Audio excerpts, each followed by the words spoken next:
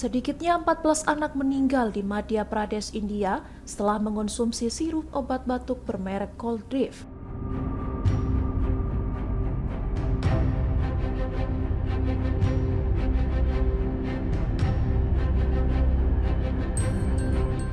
Uji laboratorium menemukan sirup produksi Sresan Pharma asal Tamil Nadu mengandung dietilen glikol atau DEG jauh di atas batas aman.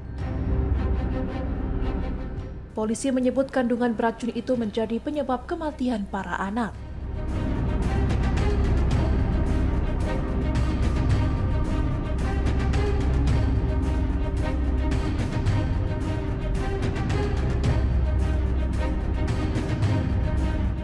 Dr. Pravin Soni yang merawat sebagian besar korban serta perusahaan Sresan Pharma ditetapkan sebagai terdakwa utama.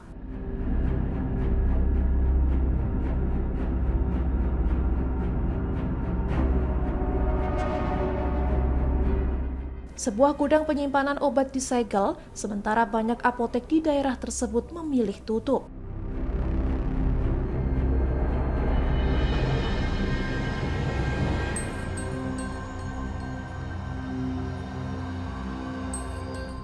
Partai oposisi Kongres menggelar protes, menuntut jawaban dari Partai Bharatiya Janata yang berkuasa.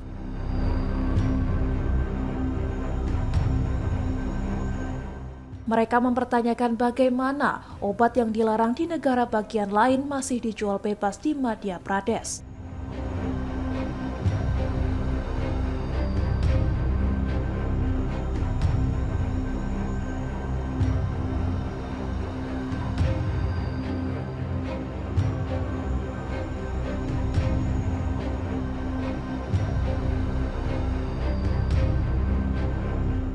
Dietilen glikol dikenal sebagai pelarut beracun yang pernah memicu kasus keracunan fatal di berbagai negara.